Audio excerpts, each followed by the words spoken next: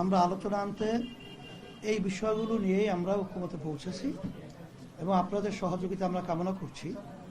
আমরা যেন সুন্দর একটা দেশ সামনে ভবিষ্যতে একাকার হয়ে আমরা গঠন করতে পারি, সেভাবে আপনাদের সহযোগিতা আন্তরিকতা এটা আমরা চাচ্ছি।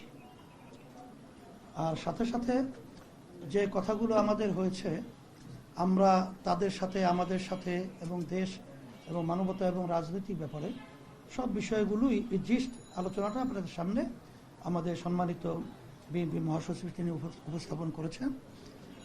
সেটাই আমাদেরও একই কথা।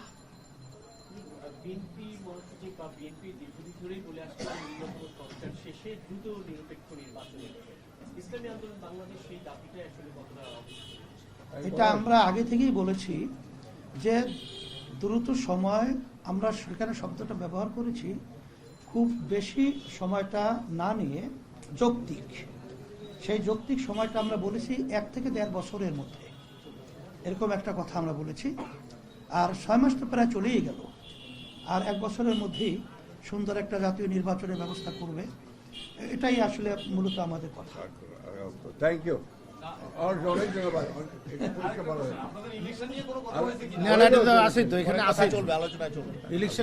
আলোচনা ধারাবাহিকভাবে চলবে। আলোচনা চলবে ইনশাআল্লাহ।